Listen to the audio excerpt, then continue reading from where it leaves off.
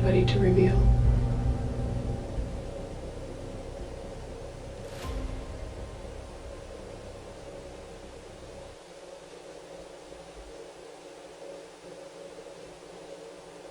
What's your weakness?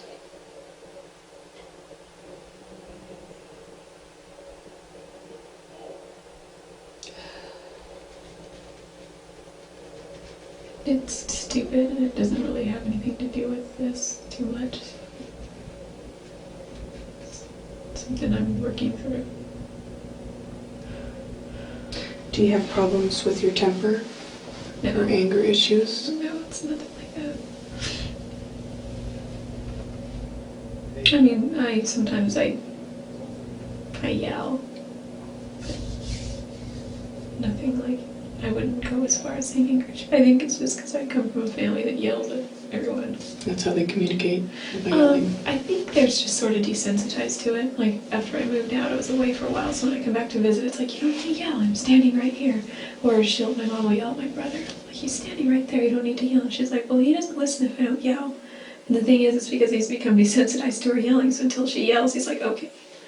You know, so it's maybe something like that, but not anger. And I've been able to check that a lot in my yelling, because it's not a nice way to communicate, in my opinion, and it doesn't really help anything. So how could things go so wrong? You know, I'm not understanding. If it's not jealousy, it's not an anger problem.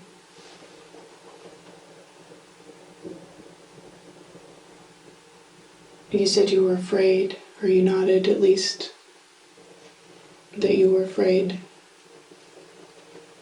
But I'm not sure what you were afraid of.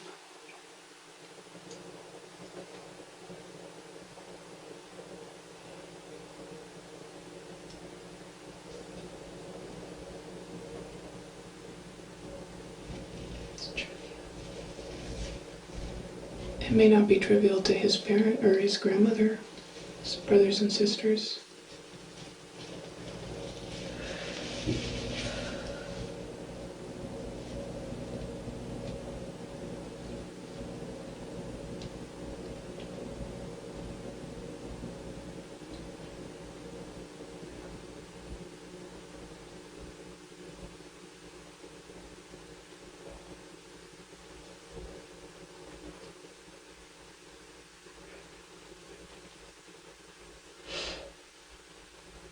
And I think any information that they could have to help understand, you know, who you are and what transpired that day is going to help them.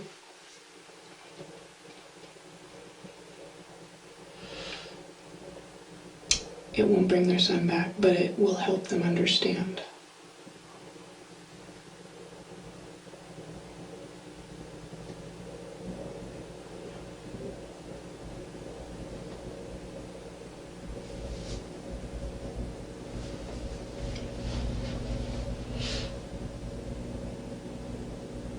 And I don't understand why you wouldn't do that for them.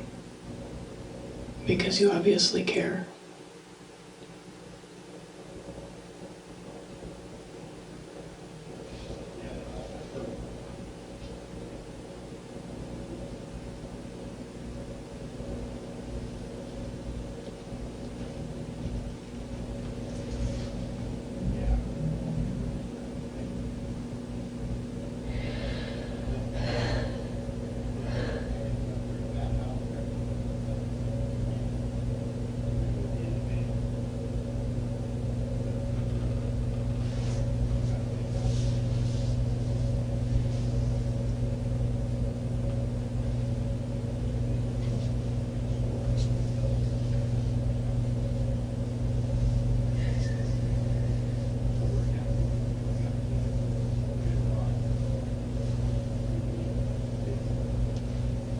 I'm not asking you to make excuses for yourself.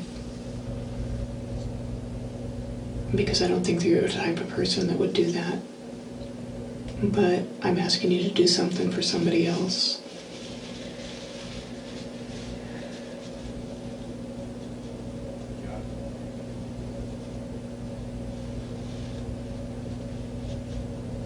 Somebody that deserves to know.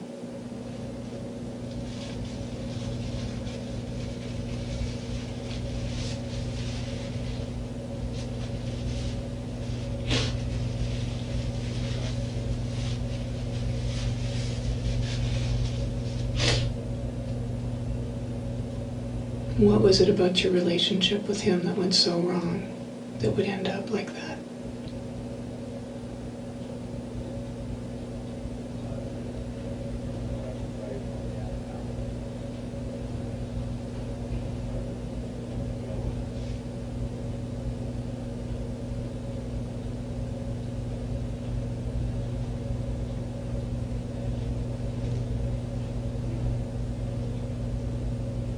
And if that wasn't your intention, then what was?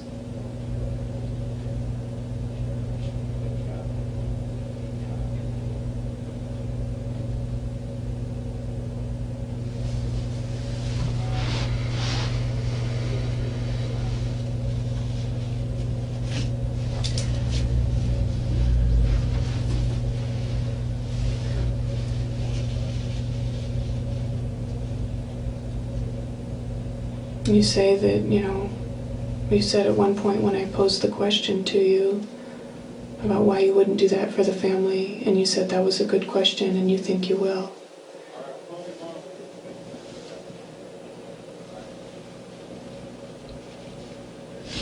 Pretty sure I will. Well, now's your time.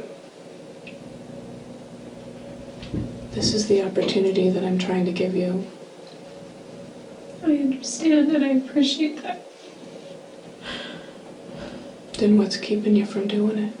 I think I just need to sort through things still, because I'm just not sure. They deserve the right answers. They deserve to know what happened. You have those answers. You may not know the why within yourself, but you have those answers. You know what happened.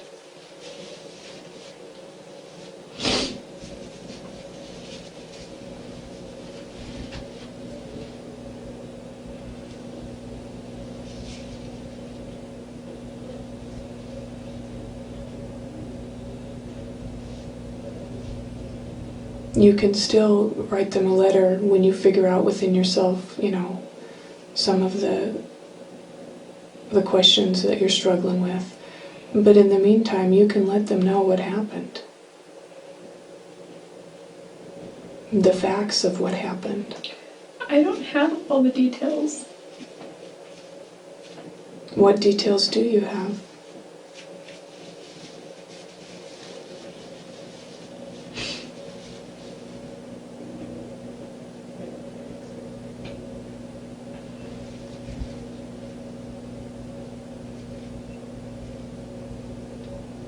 Was he happy to see you when you got there that day? Or did he appear happy? Or was he angry that you showed up?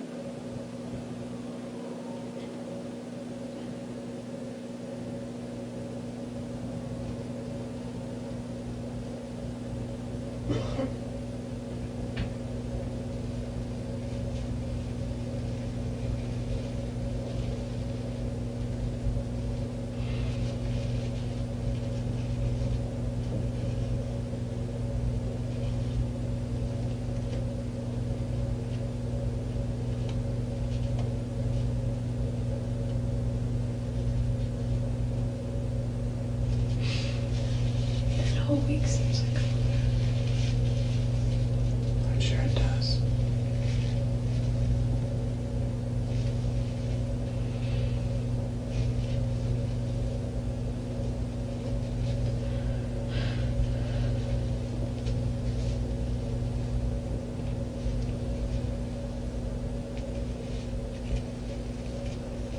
Is there any way I can see some of those photos?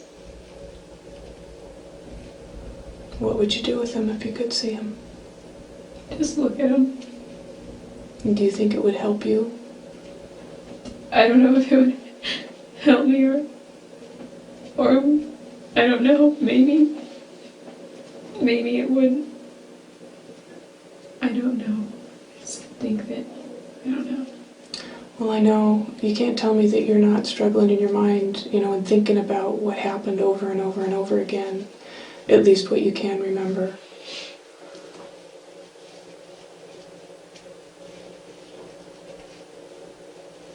You can help me understand at least what led up to it.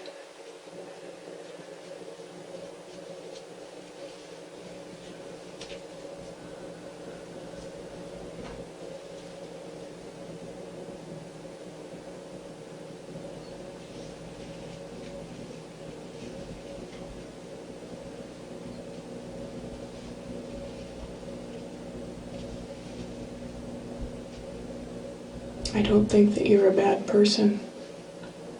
I think things got out of control, and you don't understand why.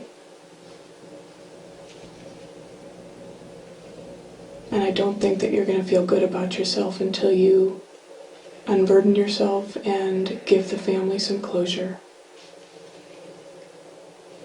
Because at this point, what else do you have? What else do they have?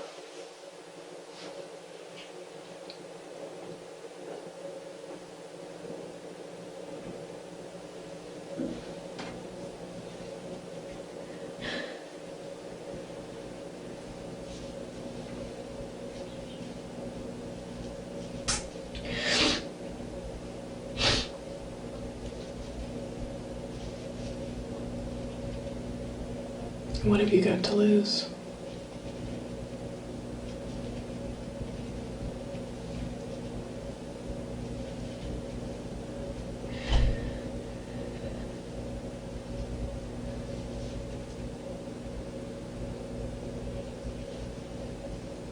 I've already lost everything. Then do something selfless.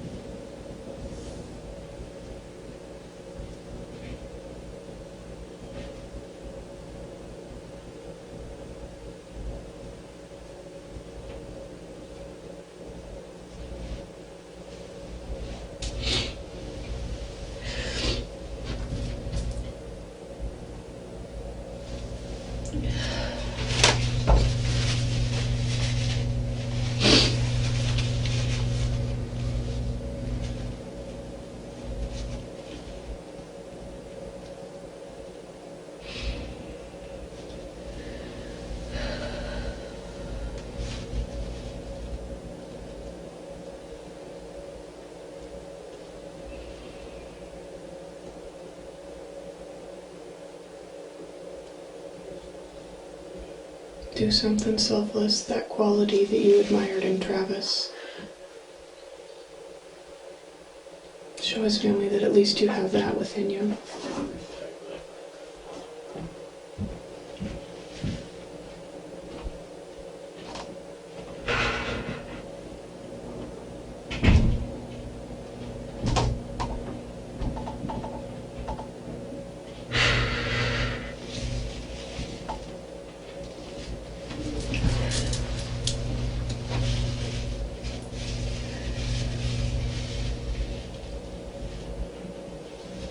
Even though Travis was a real jerk sometimes, he really cared a lot about me.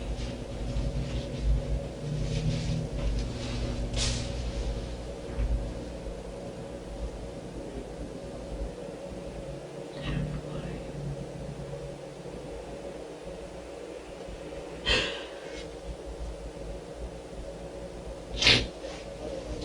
He called it,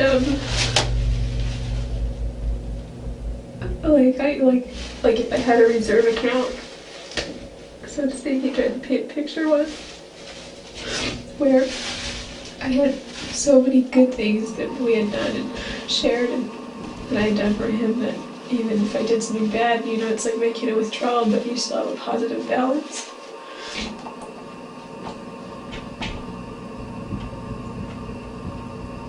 So he obviously saw that good within you.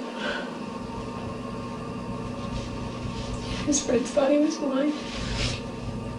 Well, two friends in particular, not everyone.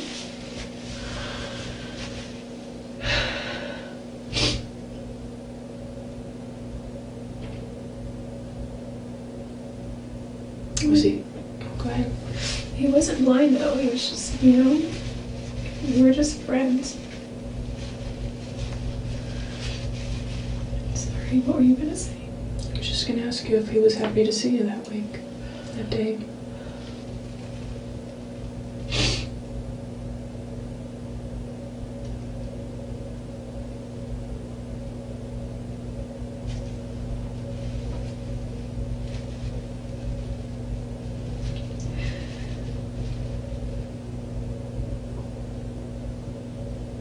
It looked like you're saying, yeah, he was. No, I didn't say that. Okay. He was always happy to see me though. I'm trying to think. Were you happy to see him?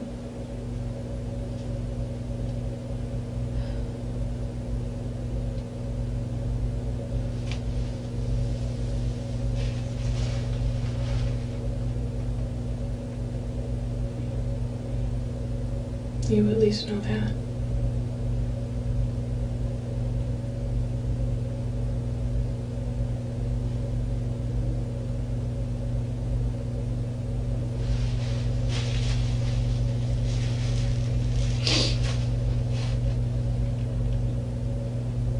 I don't believe that you went there with the intention to hurt him.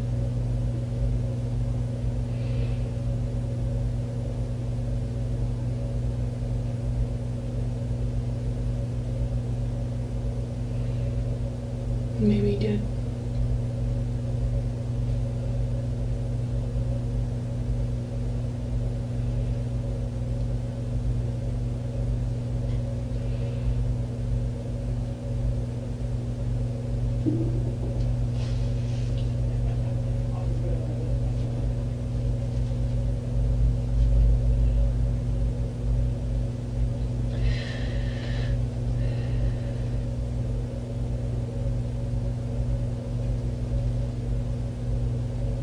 How is seeing those pictures again going to help you? I just thought maybe it would help me piece a few things together.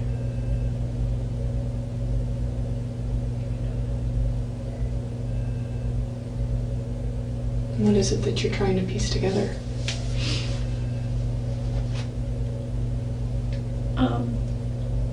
I don't know. There's also a bit of morbid curiosity, I think.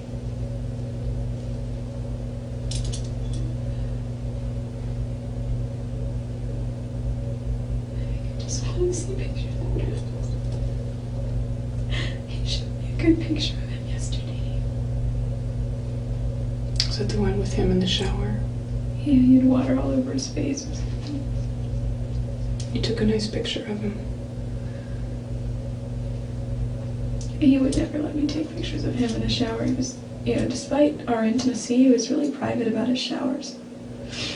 Like he had a room, I don't think you've seen the room, but it was here. There was double doors here leading into the room, walk-in closet here, and a hallway, sort of short hall here that went this way. And there was a bathtub here, a shower here, and the bathroom here, a little enclosure. And so if he was taking a shower, you couldn't see if you were in the bedroom unless you walked down the hall. And I never went in the bathroom when he would shower because he was just private about it. It's not like we were a married couple ever. We had a time when we did something, and then after that it was, we weren't a couple, so. Are you saying that those pictures were taken without his consent? I'm just saying that whoever took those pictures must have, it's hard to imagine because I got pictures of him once shaving and that he was already weird about that. Well, Jodi, when you say things like that, it's obvious to me that you don't want to do the right thing for the family. You don't want to unburden yourself. You don't want to give them closure. And you're jerking my chain because there's no doubt, and I've already told you, there's no doubt in my mind or anybody else's mind that you were responsible for his death. And I don't appreciate my chain being jerked. I don't appreciate you thinking that I'm some sort of fool. Well, the detective said he has pictures of me. I've seen those pictures. They were taken the same day. Well, certainly not the same time. Within the same time frame.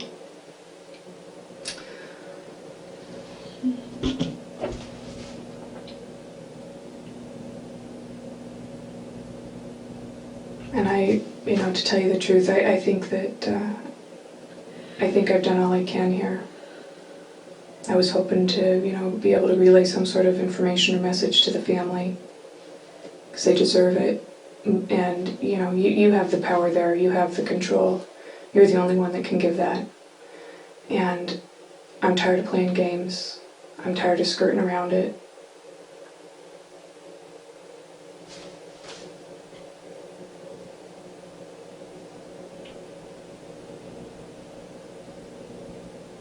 And I guess I just leave here today and leave them with the image that they have of you. I don't know what else.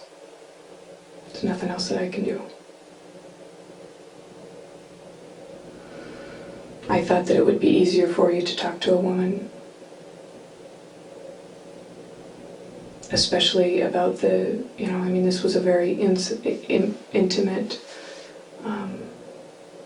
incident, and it would be easier to say what you need to say to a woman. Sometimes it is. It's not as threatening.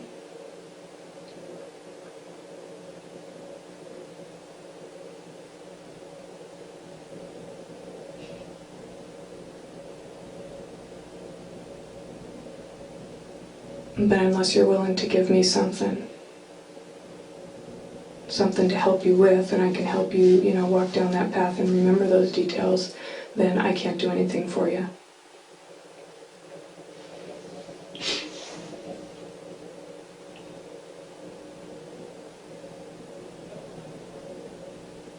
And you need to decide whether you're going to give that family closure or leave them with the picture that they have of you and wondering why their son died. That's it. That's the bottom line. That's what you need to decide.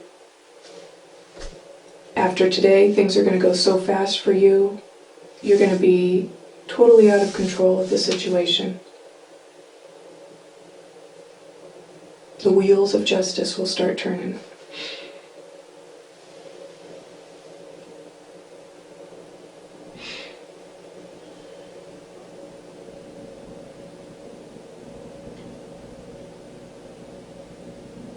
And I can see that you want to do that. That's clear. I can see that. I understand that you're afraid and that you're horrified about that person within you that could do something like that. But it happened, and it's a done deal, and you did. At least you can do is tell the family how it happened so they can understand why.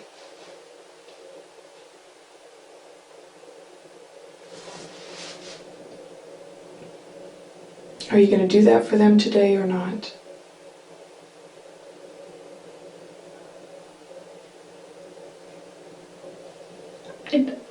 I'd like to, Then what's holding you back? I'd like to begin I don't know, because I don't know what to say to them. Well, let's throw a few things out. You said you were sorry. Yeah, but sorry seems so meaningless. Of course I'm sorry. Unless you back it up with something else as to why you're sorry. You're right.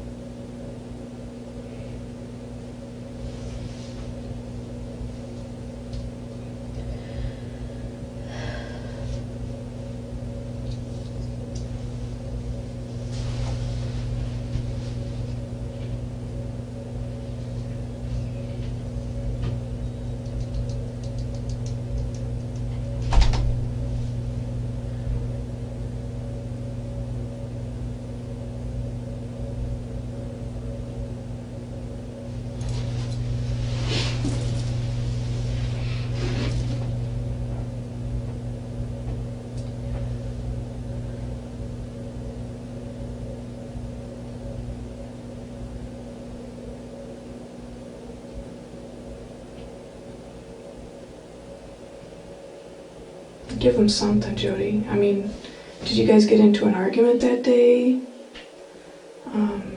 Was there some sort of fight? I mean, help him understand. That's what I'm talking about.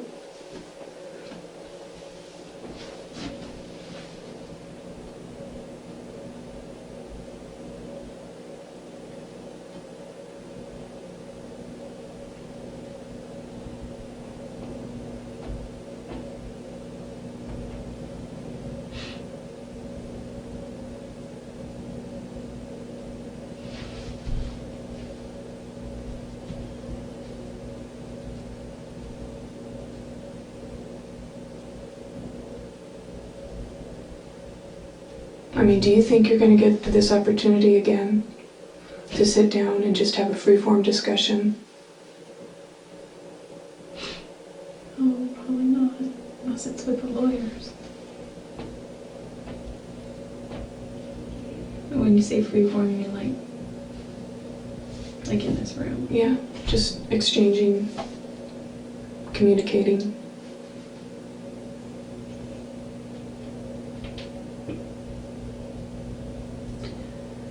There's not going to be any situation or place that's going to make it any easier for you. This is as good as it gets for you right now. Yesterday, Detective Flores asked me if I wanted to see those pictures, and I told him no. Mm-hmm. Do you think that's going to help you? I don't know. Well, I tell you what, let me check and see if we can get you some pictures to look at. A whole binder of stuff. Maybe they were all pictures, I don't know. Yeah, there's a lot of pictures.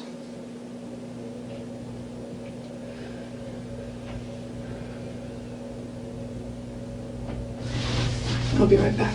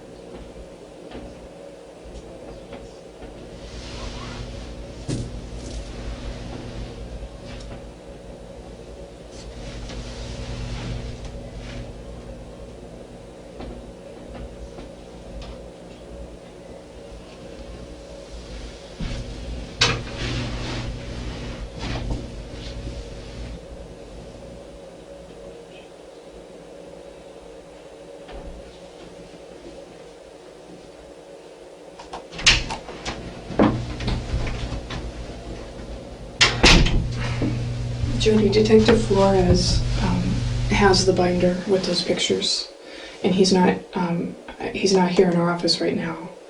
But I put a call in to try and find him and get him back here. He's still in town. He's just not here. Would you rather talk to him? If you do, that's fine, and I'm sure that he'd be willing to talk with you again. Or would you rather continue talking with me? It's up to you. I don't really have a preference, I guess.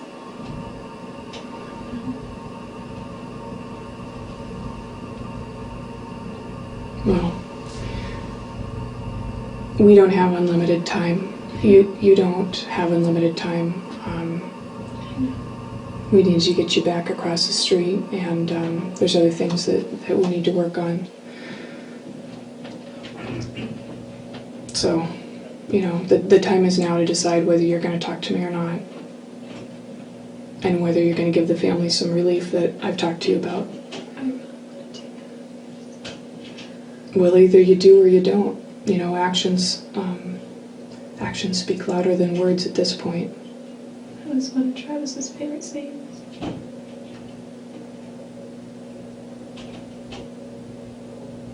If you really want to do it, then do it.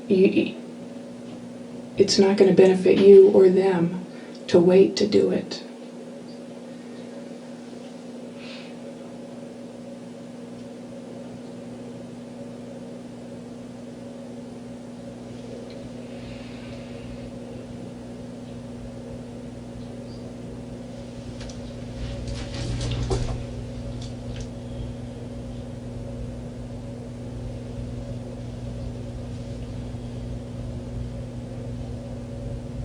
And I don't know what it is that's going on inside your head right now. I don't know whether you're weighing the odds, trying to figure out how you can save your own skin here. Not interested in saving my skin. Then what are you interested in?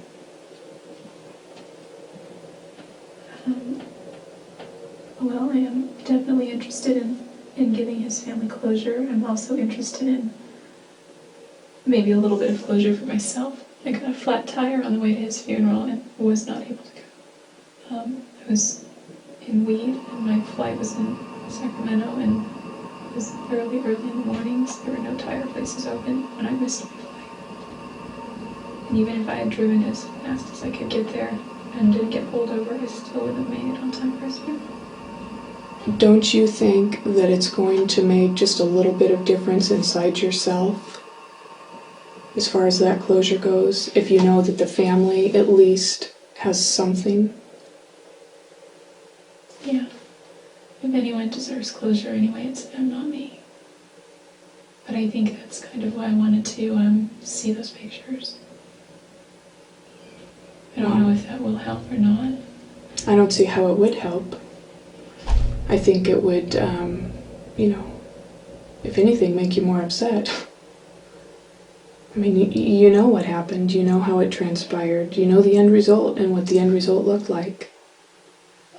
Maybe it'll help me process. I don't know.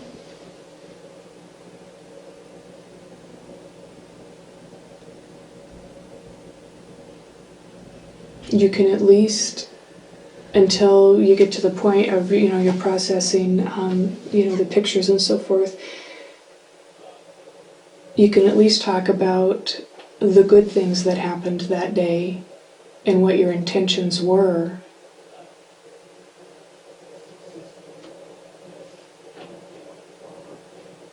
Maybe you can't bear to talk about the actual act itself, but you can at least talk about the events that led up to it. Happy or sad. There had to have been some happy because I saw all of those photos.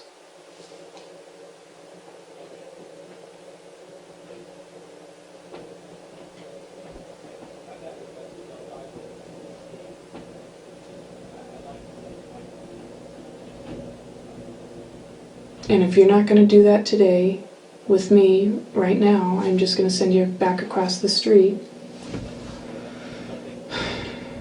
Because we've been in here for a while. And I don't have, the entire day. I guess my patience are running a little thin.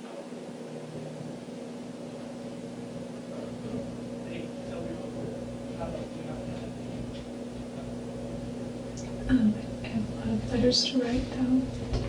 Mm-hmm.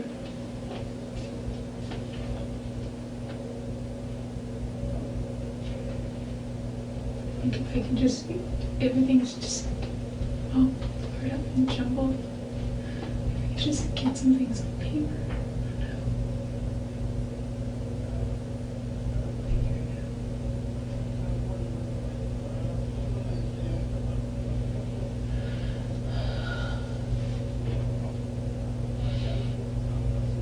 Do you not trust what I'm going to do with this information when you give it?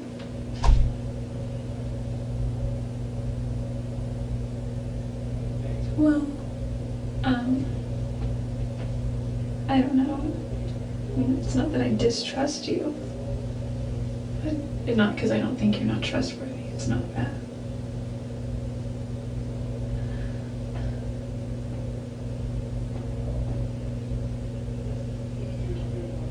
If you give me a specific message to give to them, I promise you that I will relay it in the way that, in the context of which you put it.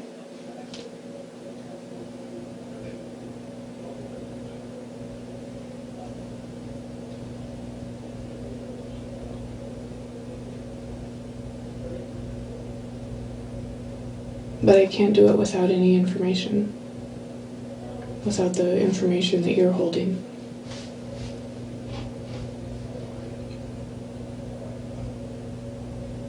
So therefore, if that's how we leave it, I'm not going to say anything to them. And they'll be left with, whatever thoughts they have right now.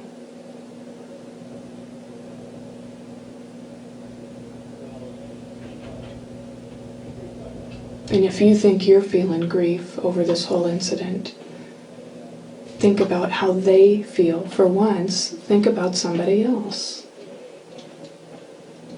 The turmoil that they're going through, that family is going through.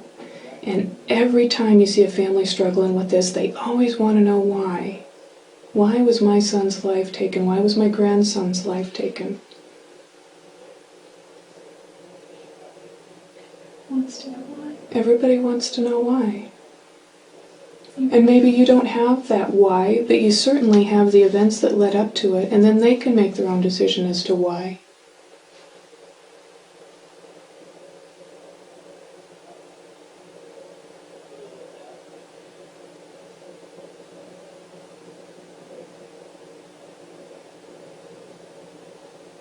But the time is now.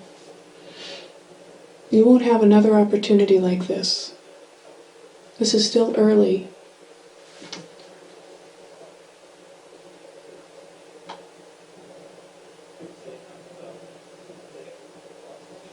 And if you want to talk to Detective Flores as opposed to me, you can do that. Like I said, I thought it would be easier for you to talk to a woman who could relate to some of those feelings.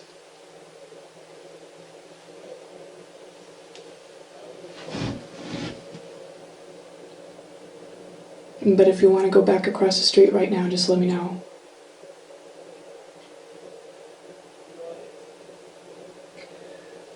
I kind of do want to talk to him because he has been in contact with Travis's family a lot. I Okay. don't know if that would make any difference, but I know that he already talks to them on a regular basis. Yeah, and I'm sure that, he has somewhat of a relationship with them.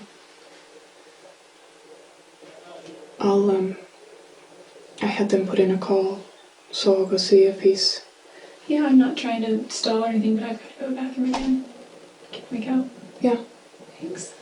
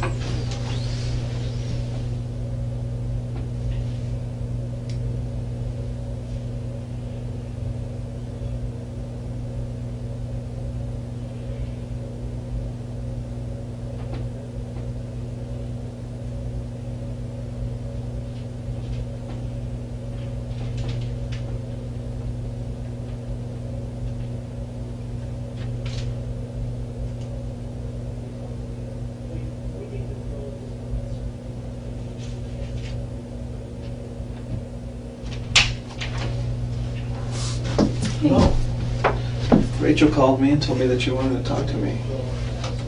I was just on the phone with Travis's sister, and I told her Which sister? Smith.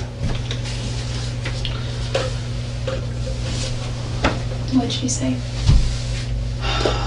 She has 1,000,001 questions. More questions now than she had before. And I don't have anything to give her. Part of it because I can't give certain information yet, but the other bit is because I don't have a lot of information. I need more information. Are you doing okay? It doesn't matter how I'm doing. It does to me.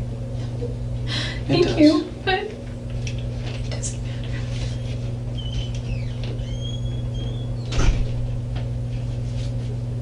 I've always been completely honest with you, and I wish that you could be honest with me. What matters is how his family is doing.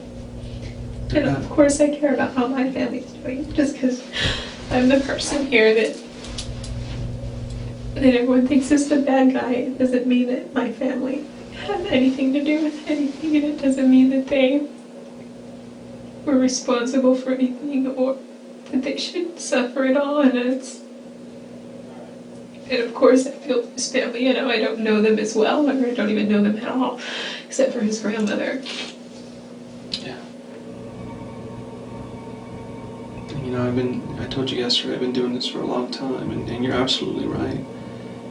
The person's family who was hurt, they're obviously hurting. But there's a second family that hurts as well. And in this case, it's your family. Your brothers, your sister,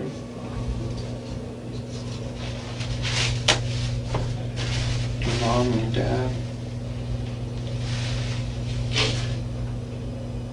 My grandparents. Yeah.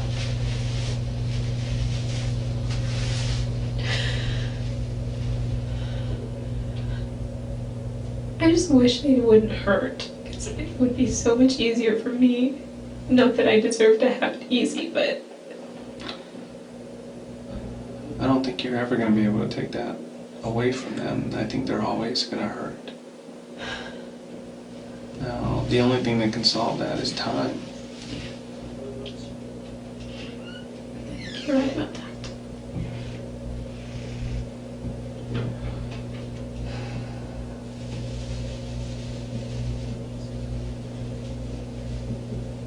Rachel said something about you wanting to see some photos, but I don't think I can show you any more photos. Why not? Not just... I don't like doing that. Because something might happen to you. You might... First off, it's not something I do. The reason I asked was because I just feel like it might help me piece some things together. And this is more of a selfish reason. I think it might give me some sense of closure. I know it's kind of morbid. I don't even think I really deserve closure. His family does, but I wasn't able to attend his funeral. And it's just, I don't know, that's just why. Mostly.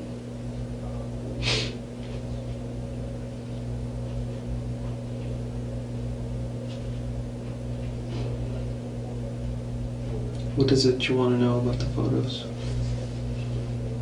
Do you want to see the room? Do you want to see the bathroom, or do you want to see him? Or is it the photos before it happened that you want to see? I think the photos of after everything.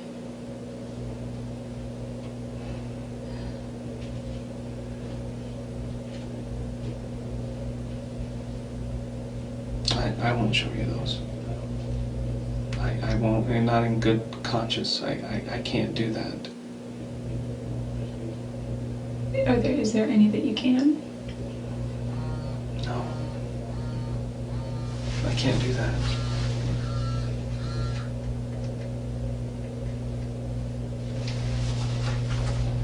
owns it before. I mean, I've seen plenty of those kinds of photos.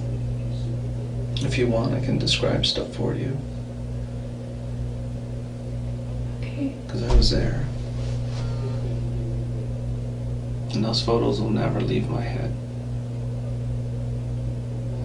I'm sure they'll never leave yours either. The one thing you gotta remember is that by the time he was found, the images that you saw were different than the ones that I saw. Things change over time. His body changes after time. We had a difficult time identifying who he was by the time we got there. He wasn't the same person. So that's why I don't want to show you photos.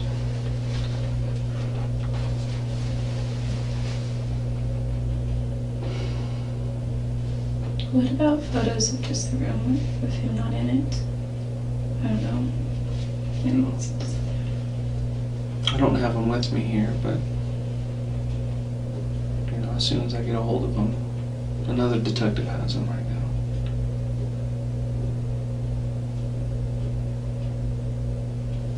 What is it you can tell me about that day?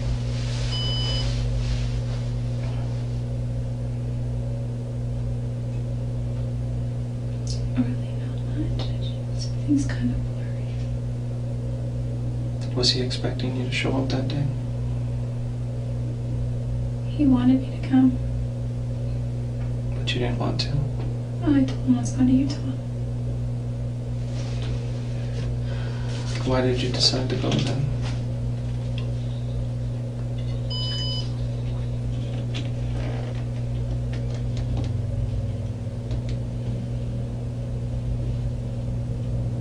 I didn't really. I was going to Utah.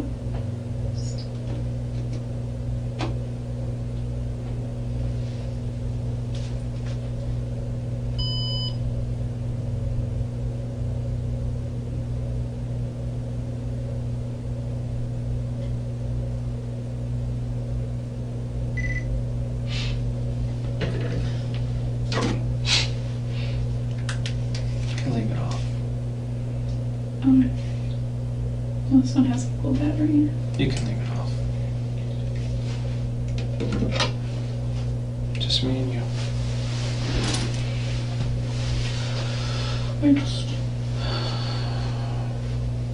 I know that you talked to his family and...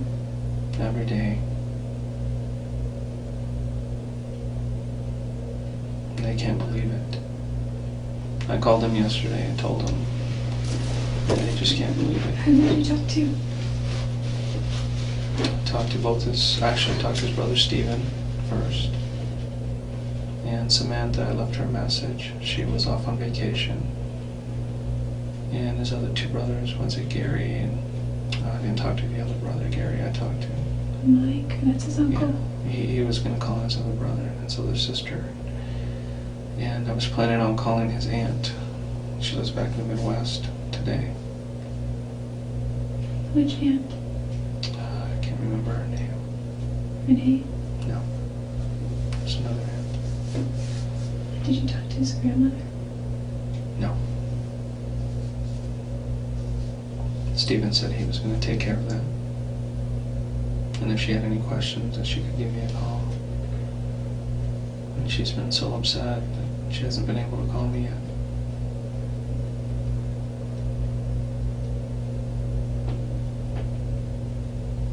Is there something that you want me to tell them?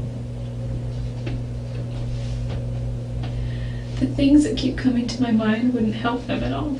Wouldn't comfort them. It wouldn't just be cliched, meaningless words.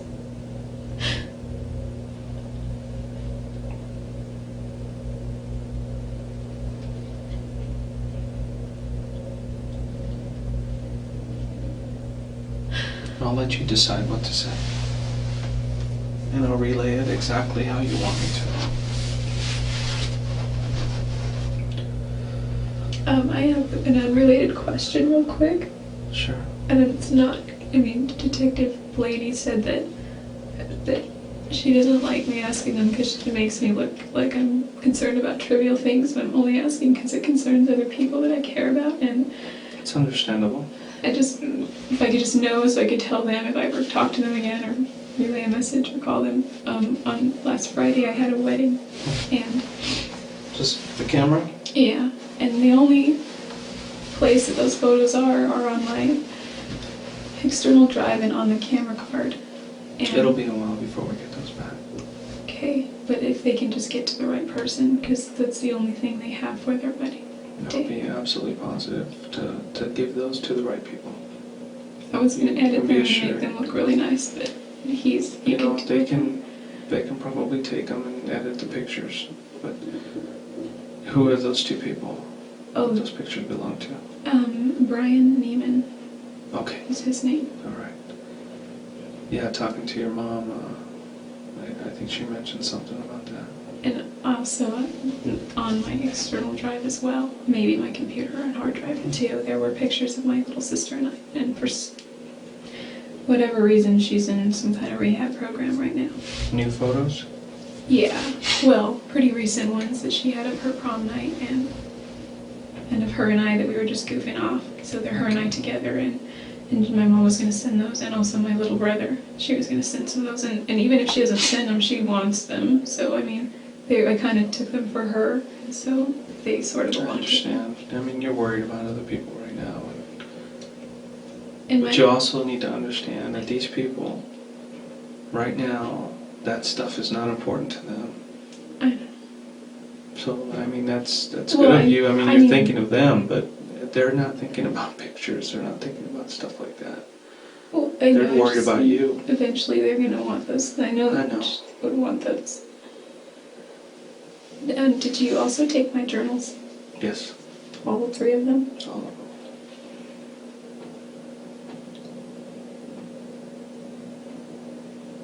Are you going to keep that forever? No. I'd like to return them to you someday. I just, well, I'm probably not going to get anything back ever, but I know that my mom made a mention of saying that she likes the way I write and she's always wanting to know my business. So, I mean, that That's would something you want me to give to her? I wouldn't mind if you did. It's something I wouldn't want her to read otherwise, but in this circumstance, I think she deserves to have every piece of me that she can, because she's not getting any more. You're still here with us. Not going anywhere. Going somewhere. Not anytime soon. I'll still be able to talk to your family. They can talk to you, and they'll be able to visit you.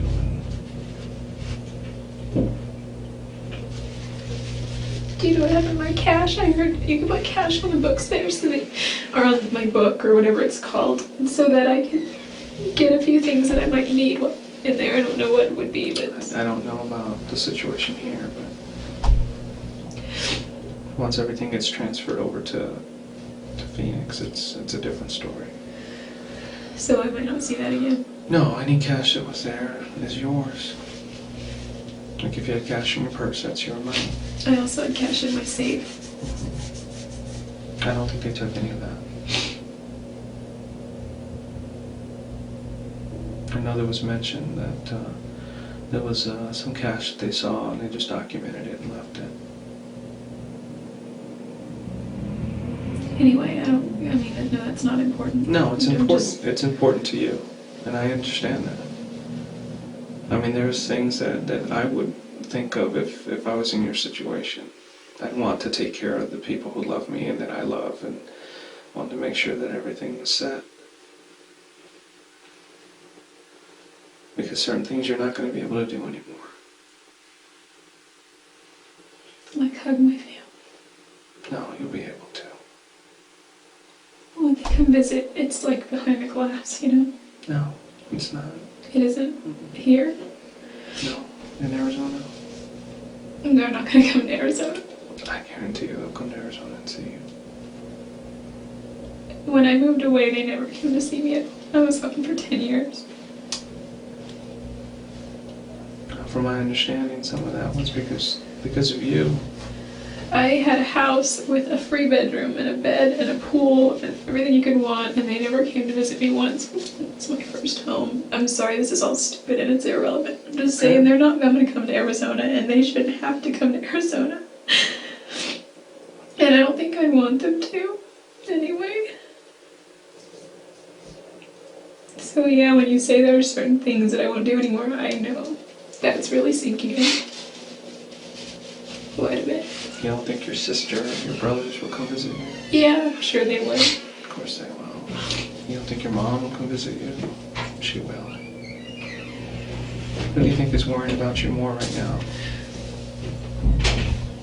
I think your mom and dad are worried more than anything.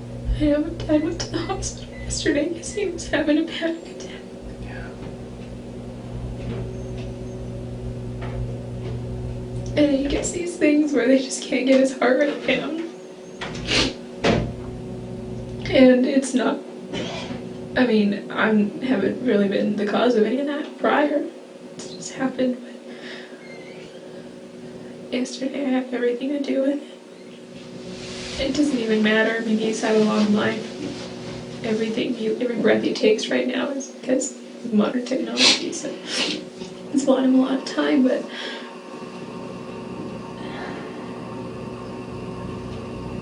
I'm so sorry for Travis's family. Well, they're asking for answers. What can you give me? What do you want me to tell them?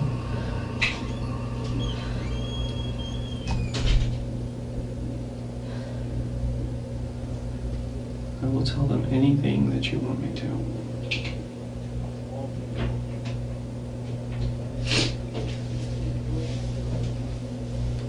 And it's not gonna solve anything for them. It's not gonna fill that void curiosity, but I think at least it'll be a start.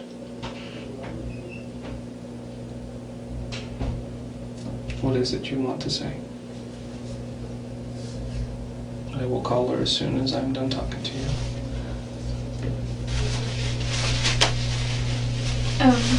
One thing you could say, and this has nothing to do with his death, but it's something they may want to see. 2 nights ago, it took me 5.5 hours, but I posted a 45-minute video on YouTube of him doing a training in San Bernardino. Where did you post that? On YouTube.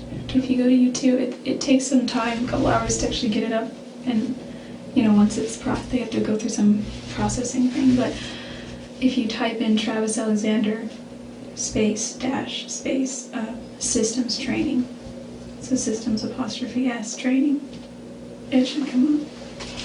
What is it for? Travis Alexander, and then a dash. There's like a space and a dash. Space and just a dash? Yeah, and then a systems training. Apostrophe on the S. I don't know if that makes a difference, but that's exactly what I titled it.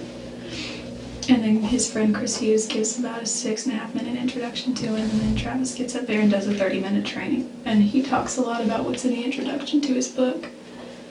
He talks about his grandfather, Vic. He loves his grandparents. Yeah. He still loves his grandparents. Yeah. He loves his parents and his family, and you and I have similar beliefs, and we know he's okay now. I know, and I know that he's okay, and I know he's in a good place, and I know that that doesn't make it any better here for anybody. No. But there's always that but. I think he's waiting for you to give relief to other people who are still here with us. And you know you have to. You can't leave it unfinished. It's the last piece of this puzzle.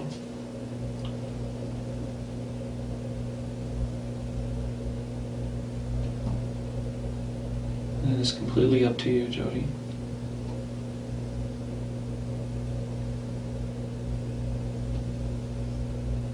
Like I told you yesterday, I have details on how things happen. There's ways to figure out. But the biggest question that everybody always asks is why? It's the biggest question of our life. It is. Why are we here? Why do we suffer? Why do we go through the things that we do? Why do we hurt each other? And the biggest reason I've ever found is for us to have happiness. We're here to have I think you're happiness. In whatever situation that we have. No matter where we're at, who we are, and what our situation is, we can at least try to be happy.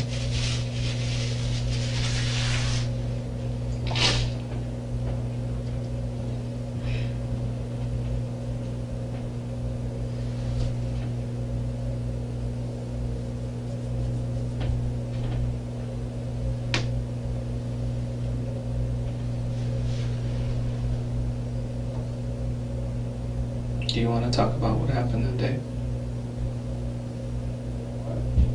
I've got the images in my head and I can explain whatever it is you want about what I saw when I went there. What I can't do is I can't show you pictures.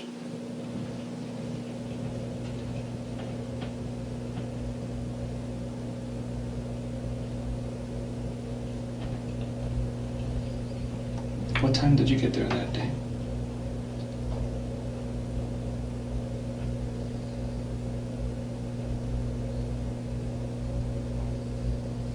The pictures that I have, the first ones, show you there at about 1:45 or so. Was it soon before that, or had you been there for a while already?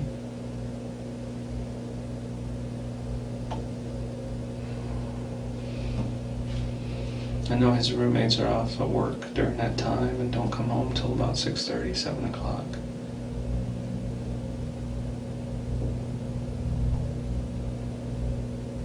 They don't even talk to him really. Just seems like they just kind of rent rooms and they don't really socialize and they kind of stick to themselves. Especially his new roommate.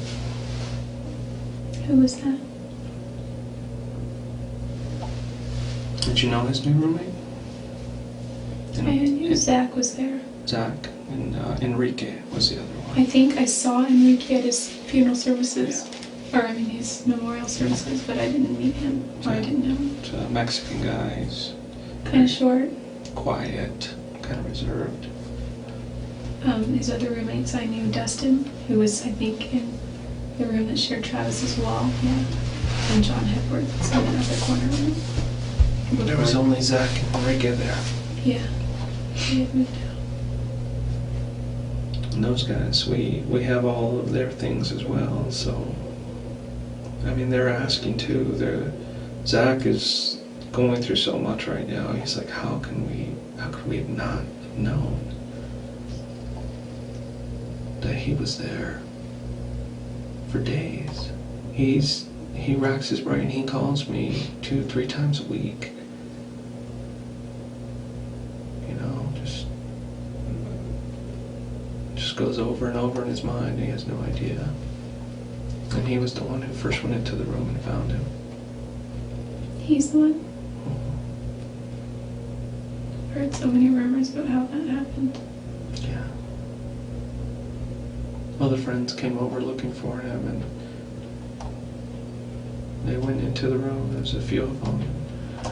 They came out, and you know what? They'll never be the same. You know, when you see something like that, it's difficult, especially when it's somebody you know, somebody you love.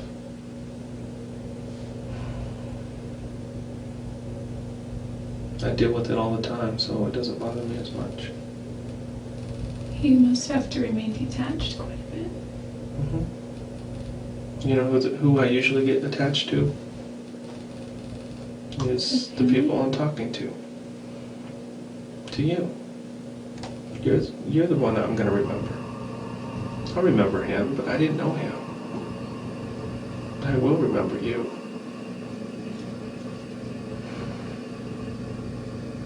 I mean, we've talked so much since that day. Over the phone and here, and I'll probably talk to you some more later when we get back to Arizona. Whenever you go, I don't know.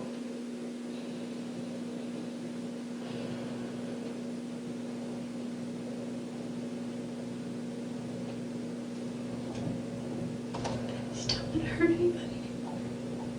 I know.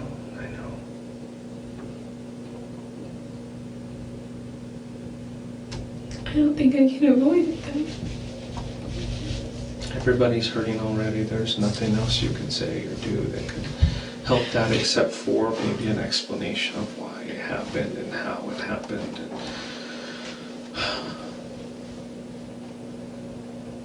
It's not my job to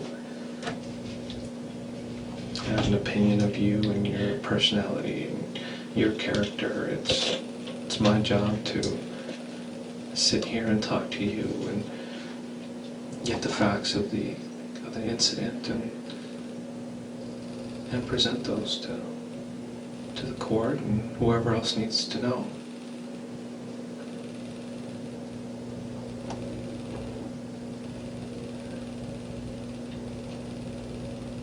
You want to try to open up and talk about what happened that day?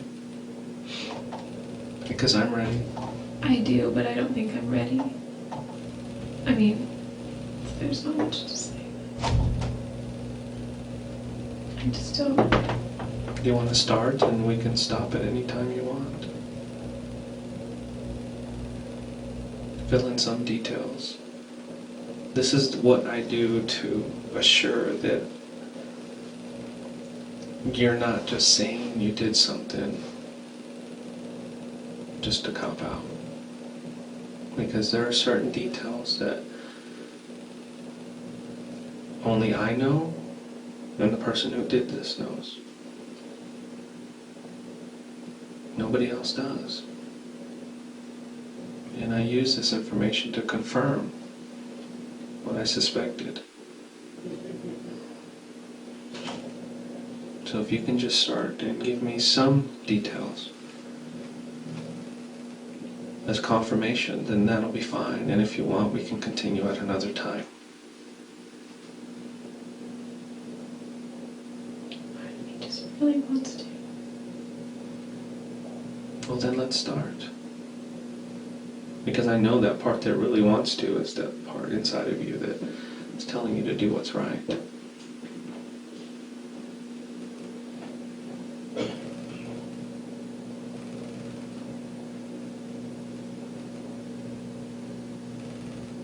We don't have to go over details, all the details.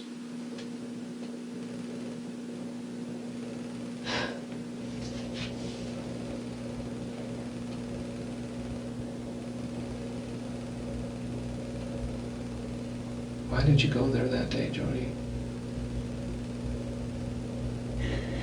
Why did you show up that morning?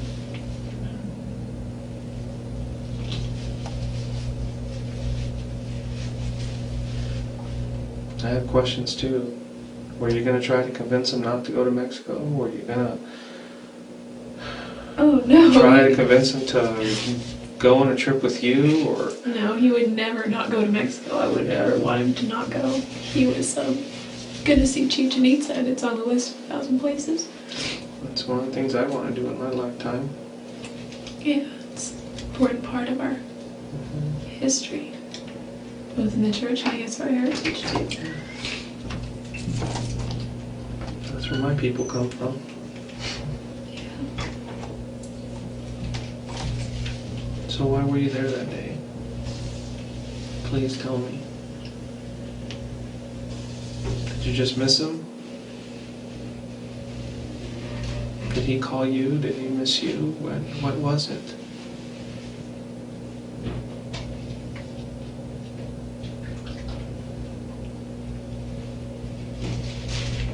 The only other explanation I can think of is that you went there for one purpose, and that's to hurt him.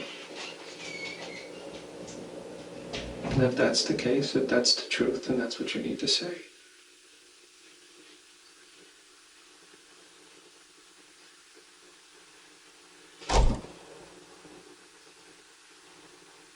If you want me to call and tell his family that you're sorry and that you apologize for what happened, I can do that. Whatever you want. This is your time right now.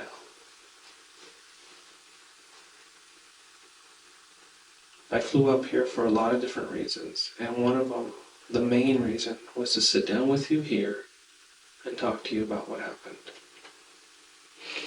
I did it yesterday.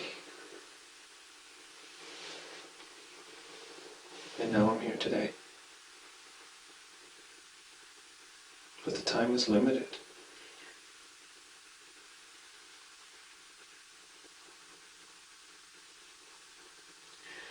There's so many things that I want to say. Start with one. Start with the beginning.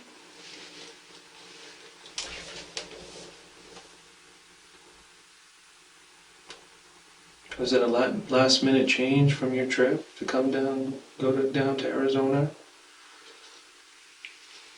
I bet you were going through your head. Should I just go or should I just keep going to Utah?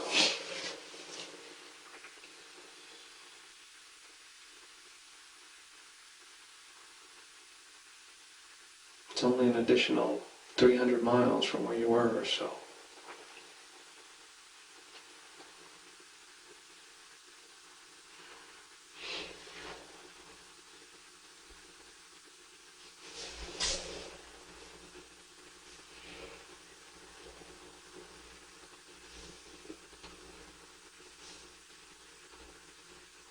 Jodi, your time's running out. I'm not going to be able to talk to you anymore. And I want to.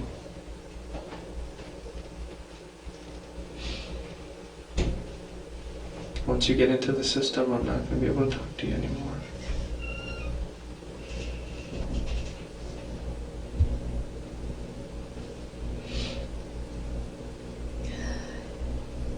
You leave so many questions unanswered for me, and for his family, and for your family.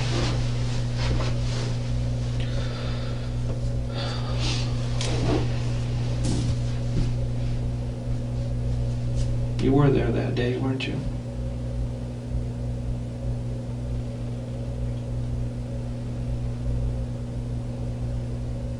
Were you guys alone?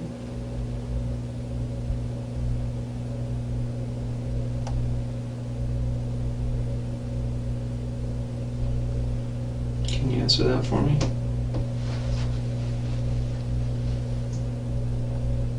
Were you guys alone?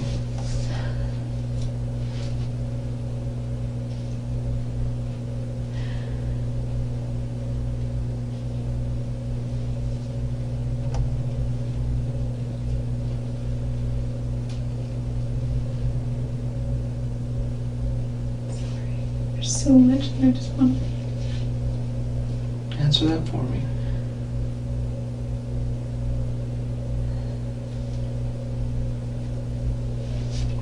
Should I be looking for somebody else?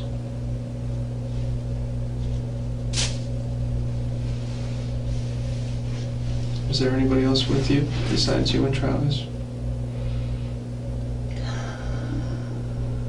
Are you protecting somebody else?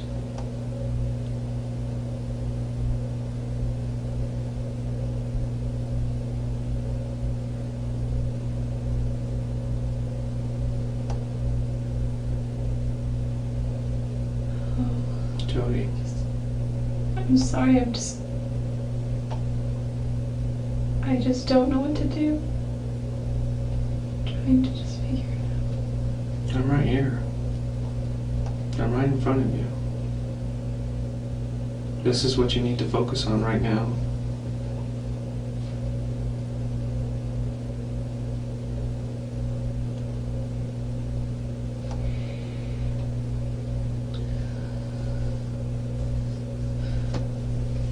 I'm just trying to think here. You had Rachel call me for a reason. And that's why I came back here. I had her call you about those photos. But I also thought that because you communicate with his family more regularly, I don't think she's talked to me. I just don't know what to say. They deserve to have some kind of peace. Well, you want me to ask you a question that they've been asking me? Maybe you can answer it? Same question I've been asking you. Was there somebody else with you? That's the number one question that his whole family has been asking. What do I tell them?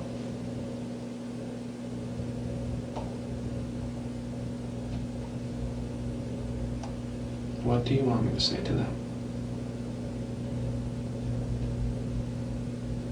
Because the only answer I can give them is, I don't have any evidence to show there was anybody else there. Well, that's another way of saying, I don't know for sure. And that's absolutely true. I don't know if somebody else was there with you.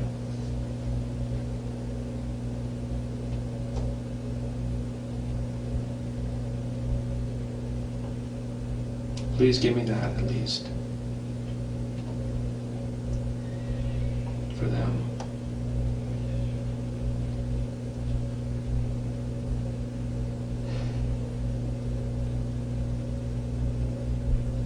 You don't, if there was, you don't have to say a name. It's a simple yes or no.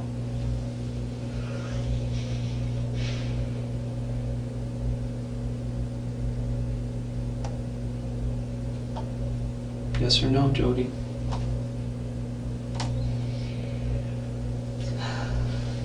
Look at me. Please. They want to know. Was somebody else there with you?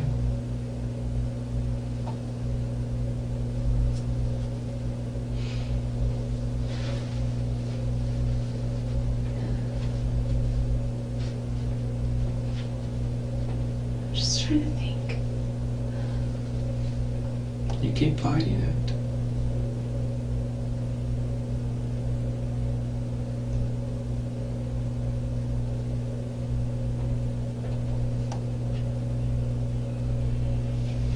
What happened to me today and from here on out,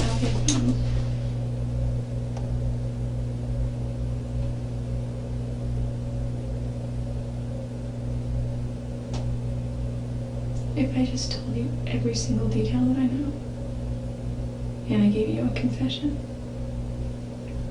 Nothing else changes. It just speeds up the process. In what way? Like, do I go to Arizona faster? Yeah. The process in Arizona speeds up. So if I maintain my innocence, then I stay here longer, just in the No, system? no, you don't really stay here longer. That speeds up the process in Arizona. Like the trial and all that jazz? Yeah. Do you want to put your family through a trial? That's another question you have to ask yourself. No. Can I do it all without a trial, or does there have to be a trial? It's something that you can discuss with the prosecutor. Oh. And I'm on the phone with him pretty much every day, giving him updates. What's his name? His name is Juan Martinez. And he is the #1 prosecutor in Phoenix.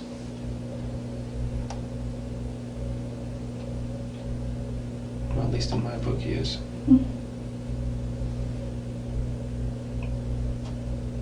Is Phoenix part of Marco? Yes.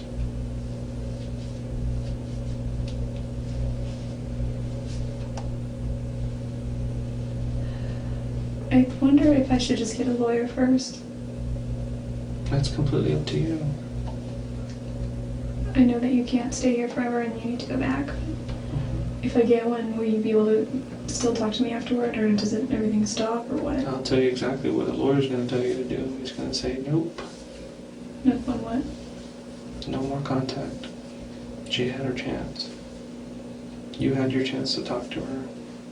It's over. Well, I mean, I just would want his advice, and it doesn't necessarily mean that that I'm going to take his advice, nor does it mean that, That's completely up to you. sitting Jodi. in a cell somewhere not saying anything is going to help. I can't advise you either way.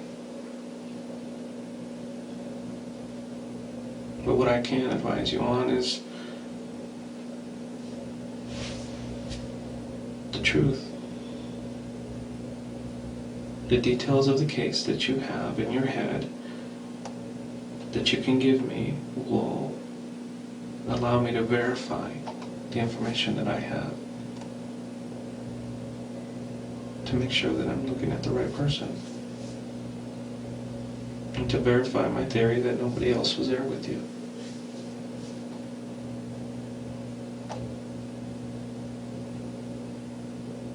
It's like I said yesterday, there is no doubt in my mind what happened there that day. A couple of details that I don't have. How it started and why it started.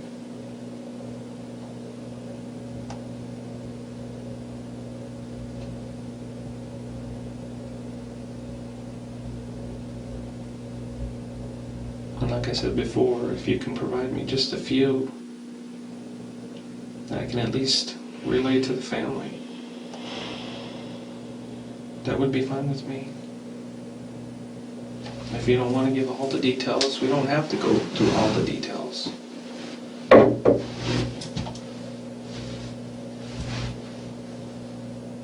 But let's at least start.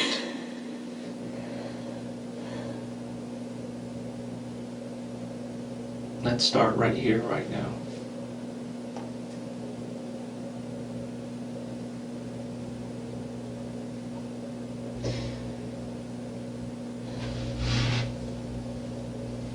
If there's a question that I ask you that you feel like you don't want to answer, you can say, no, I don't want to answer that right now. Okay, just hold on a second.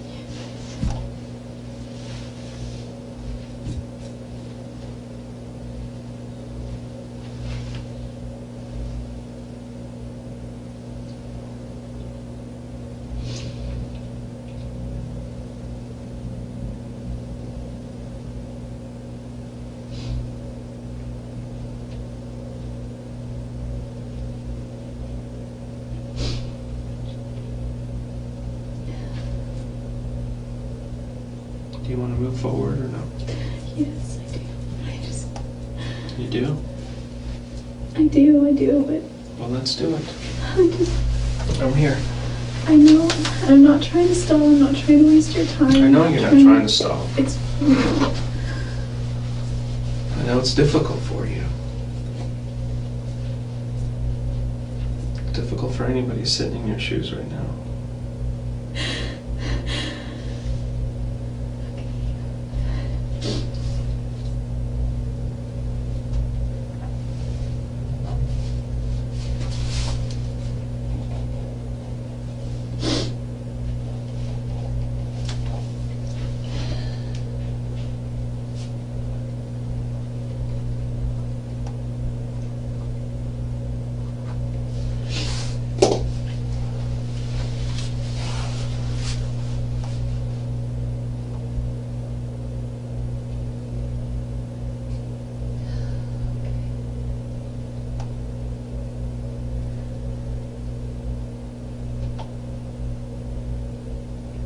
You decide.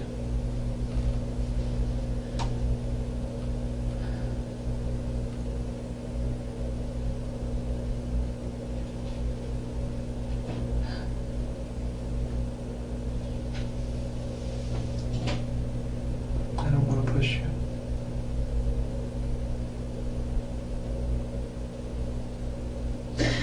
It's your own free will. That's one thing that we have, is our own free will.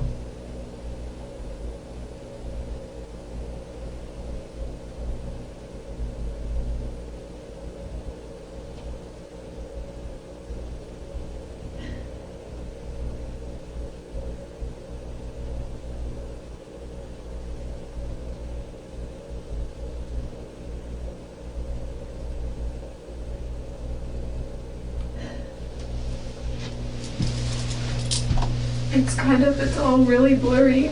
It really is blurry.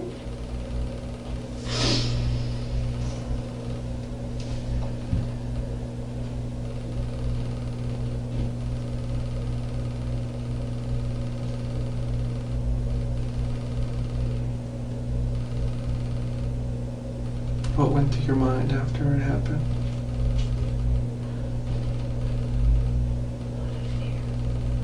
A lot of fear? What did you think when you were driving away? I was scared.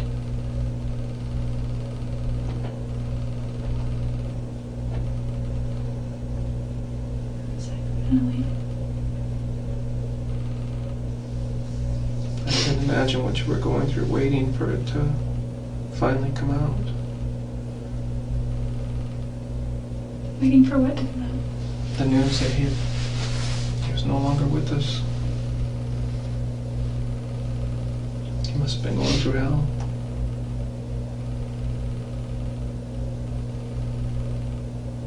Every day that went by, what were you thinking?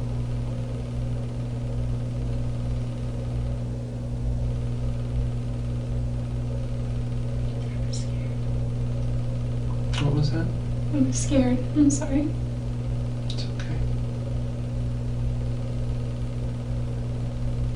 And you just went on with your day like nothing had happened. I had to. You had to.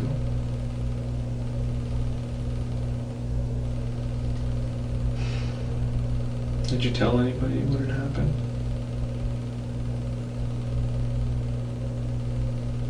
It must have been hard.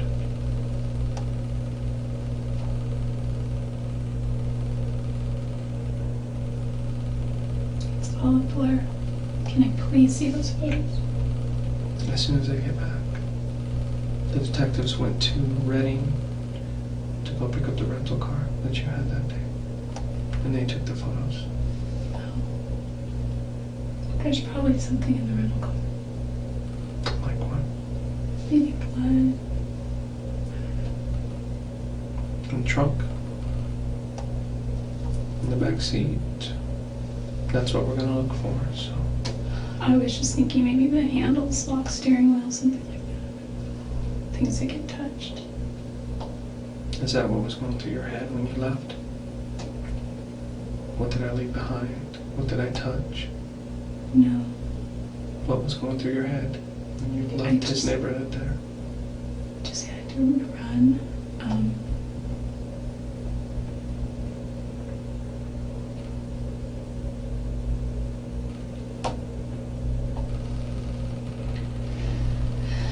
A little bit of a survival instinct, but it was mostly just Just run. fear.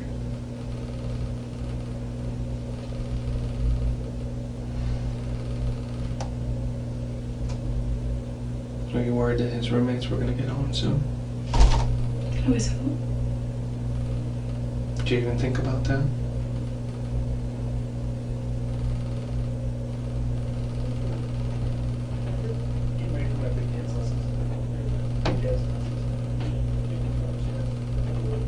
That's the first thing that I was thinking about is when she left here. She barely missed his roommates. Or maybe his roommates had gotten home and just didn't hear her. Did they hear anybody at all in the house? No. They saw things which were unusual. Like what? They saw his CTR ring and his watch on the kitchen counter, and they thought that was odd. He never leaves town without those. No, he always leaves those there, but unless he's leaving, then he takes those things and puts them on. There were clues here and there, but they just went on with their day like nothing had happened, without even asking questions. They knew that he was going on a trip, but they didn't know what day. That's He what was took supposed to leave on Tuesday. Tuesday, that following week. That's right. And they found him on Monday. But all those little things that they talked about now, Zach is killing himself. He's like, I don't know how I did not see this. Why didn't I just go check on him? why didn't I just follow my instinct and go look?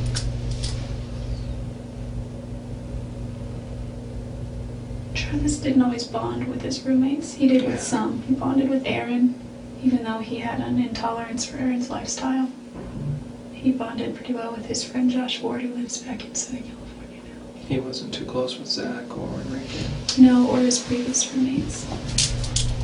I don't know They anything seem about to have been just people who rent rooms out from there. They don't become friends. Yeah, they were just. They have their own lifestyles and they go on.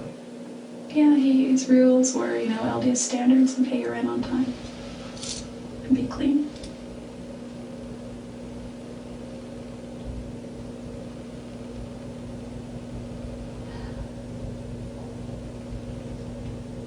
What time did you leave there that day?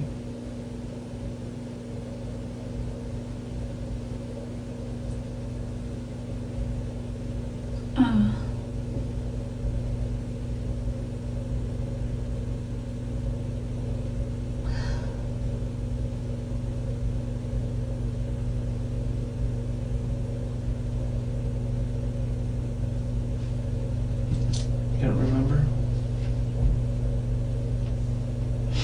Just trying to drive and get as much distance as you could.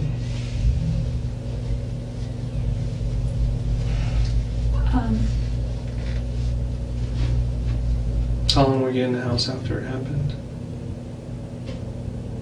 I know you tried to clean yourself up and clean up what you could. Wasn't. It didn't take too long, but you did. Why did you throw the camera in the washing machine? We found blood in the downstairs bathroom where somebody had tried to wash their hands. There's blood on the outside of the washing machine. There's little things that give us clues to what you were doing afterwards. Do you remember those things? No. You remember some.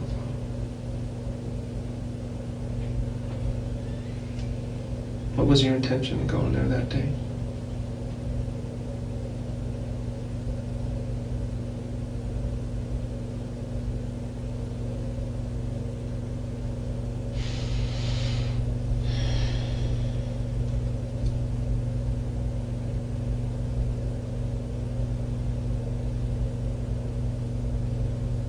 What was the purpose of the visit?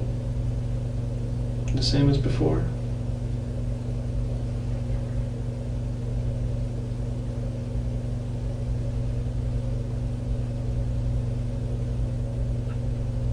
I'm just starting to remember. I'm just trying to remember that week. That whole week. And the week prior had a lot to do with it. The weekend of Friday night prior, I think.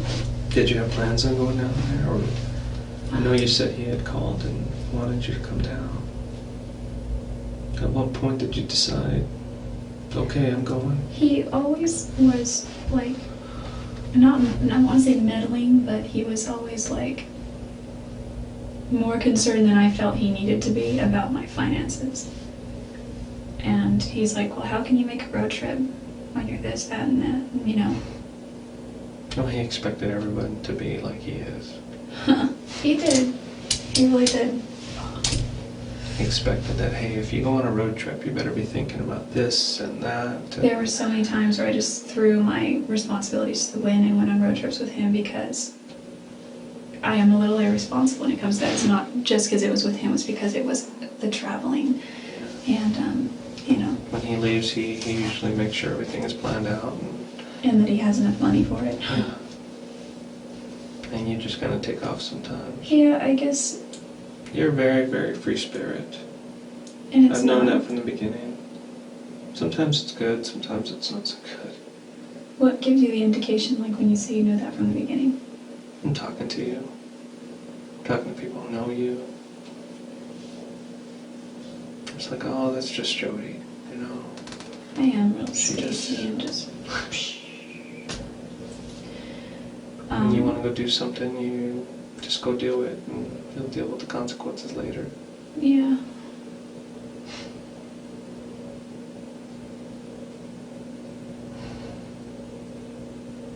When did you decide to go visit him? At what point? Were you already on the road, or was it from here? Did you already know you were going to go visit him when you left here?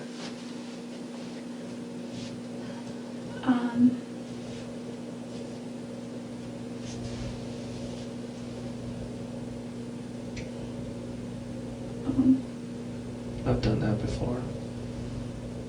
Sometimes I just leave and, oh, you know what? I'm going to go visit this person while I'm on the way.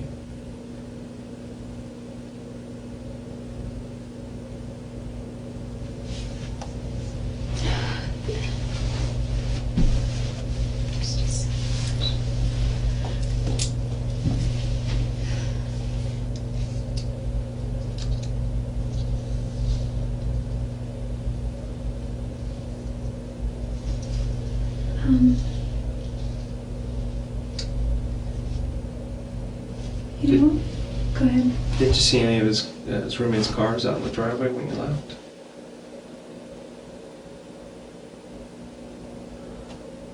That part just bothers me because it was so close to the time when one of the roommates came home. And I'm thinking maybe you were still in the house when he was there. No, I was in the driveway. You were in the driveway? They would have seen the car then, right? Yeah. My space was always right behind Travis's car, and he parked it's a 3-car garage, and he took the middle space. And one of his the roommates Prius? Yeah, the Prius, or his BMW before that. And then there was like a smaller little space, but it was enough for a car, but it was always jammed with junk from his roommates. He was very much, he didn't save stuff, you know. Yeah. He had so much storage space. He was so generous when I moved there. He let me store all my stuff there because I went from a house to a room.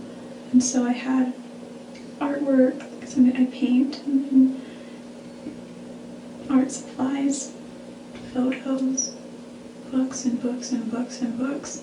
So many books. Some aren't even mine. They belong to my friend Matt. I was running that car yesterday because I was taking a trip to Monterey. And, What is it, Matt? Yeah, I was going to drop off some books to him that I'd had for years. We dated like 8 years ago. We're still friends. So, all of his books that somehow I ended up keeping, and some were mine, some more like esoteric and spiritual kind of books that I'm probably never going to read now because they're just so out there. I'm sure they'll get those back to him. And then some photos also too. Daryl, who was another guy I dated after Matt that we bought a house together. And kitchen supplies. Daryl paid for so much when he was there. He footed the bill with Costco, so I had they said that they took knives out of my car. I don't even know who they are, you know. Oh, they're Daryl's. I mean, they've been in storage for years just collecting dust. It's good to know that there he is. Yeah, no, they were all just, one might have been mine, but like, I think they were Daryl's. And so there's those and a bunch of kitchen supplies and pictures of him and his son mostly, and we used to go to 49er games all the time, just camping trips. So the car you had driven there was the rental car? Yeah. The Ford Focus? Oh. That's the car they're going to go pick up, the Ford Focus. Oh, yeah. I know they were going to rent you another car, but then something happened with that first car. Either you didn't like it, or I don't know if they had a Oh, it problem. was red, and I thought, because I always hear that you don't drive a red car, because I would never buy a red car. And it was fine, it was a Ford Focus too. And you got the other car instead. I was The like, do you white have one with a more neutral color? Because I was like, you always get pulled over and you get tickets. No, I don't know if that's true, it's just That's something I've been not true. told since. It's just there's a lot of people that have red cars who like to go fast. It's a personality thing. It's not because of the car color. I just, for me, it's a psychological thing because it's more noticeable, and it's like, you know, a red flag or a bull kind of thing. I know Travis doesn't lock his doors when he's home. Was the door open when you got there? Or did you have to go to the garage? Or how did you get inside? Did you knock?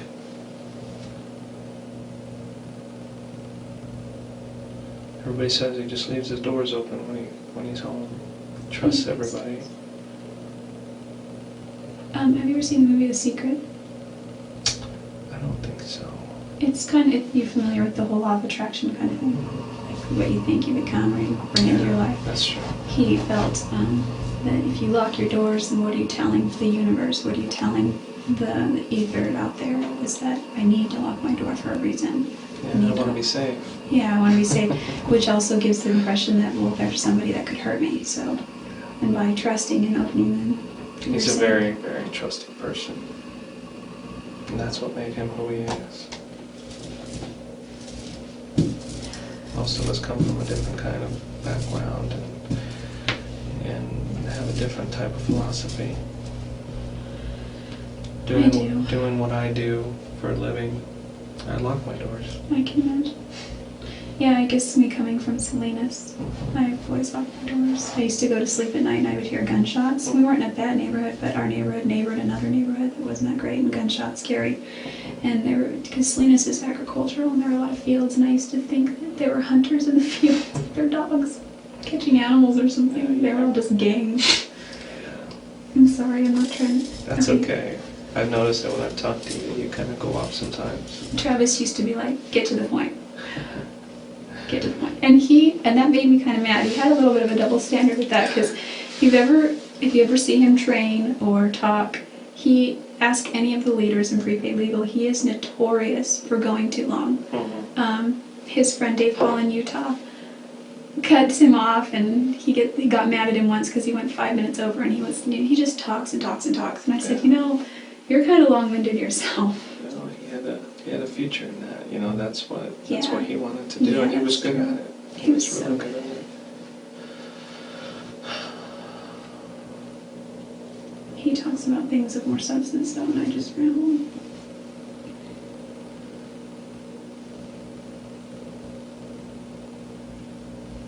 So was the door unlocked when you got there?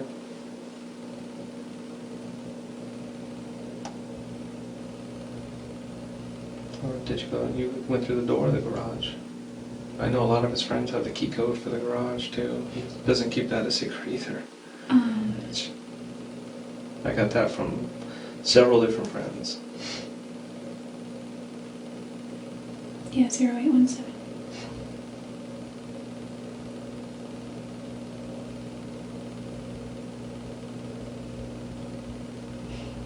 Was he expecting you?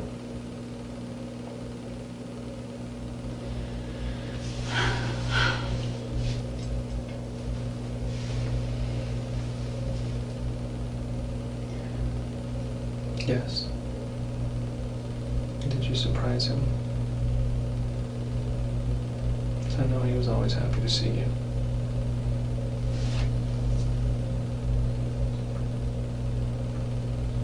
What you guys had was not wrong, Jodi.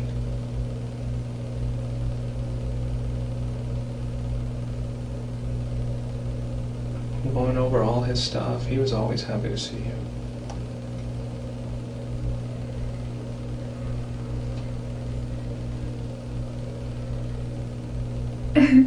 He told me this time because I was in his ward boundaries, so one of my roommates went to his church, and they were doing some church activity, and Travis was getting a ride when he said his friend Katie Barnes was in the back seat. He was in the other seat, and there were two people in the front. I guess they were all going to squeeze in and go to this church activity, and they were swinging by and pick up Amy, my roommate. And I wasn't there, I don't think. I was at work or something. But he said he wasn't doing much. He must have been on his phone or something, texting. But he said they parked, and he looked up, and it was my house. He's like, "What are we doing here?" And he freaked out. I started laughing so hard when he told me that story. And they're like, "We're getting Amy. She's going with us." "Oh, okay." And he just kind of sat there, twiddled his thumbs, and then they got Amy, and she left. This is after you guys broke up. Oh yeah, because by the time I lived in that house, that's we were right. together. It was just, I think it just weirded him out. I don't know what reminded me of that just now. You said something. He was happy to see you. Yeah, I don't think he would have probably been, it would have been awkward, I think, then. Because You guys had a different kind of relationship. You guys were happy to see each other, but for some reason he couldn't outwardly show it in public. He was afraid of his image, and to him his image was everything. And he told me on several occasions it saddened him and it bothered him. He had two friends in particular that gave him a very hard time about our friendship, and that was Chris and Sky. But I think they did it out of concern for his his future, his marital status. By him and I continuing that, we were both just postponing what we should be focusing on instead. Well, you're living life. Life is what you make of it. It's not set in stone. Yeah, I don't think It's either not of a us have our priorities in the right I know the place. church has a general plan. You go if you're a guy, you go on a mission, you come back, you find a girl, and you get married, and you start having kids. And you start contributing to society and to your church. Yeah, that's really not a bad life. And you came into something, I don't know whether you came in with both feet or you still had one foot out, but it's a whole different society in that church. It's an all It or is. nothing. It is, and I think that's just because the church actually And that's what people lives struggle their with. standards. They have the utmost standards, and you look around, and there's not one person in that church, in those pews, who doesn't need to be there. If they were perfect, they wouldn't have to go. And sometimes I think it's a facade. I know. And Travis kept trying to live up to those standards, but he's a human being, and both of you are mortal, and you have free will, and that's that.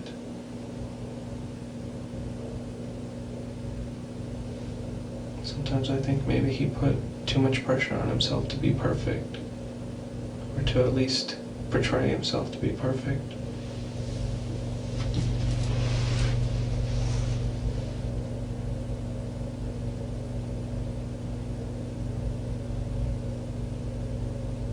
And that's maybe why something like this happens. Things get way out of hand. I'm not an evil person. I know you're not. But I've always had, and I'm not a promiscuous person.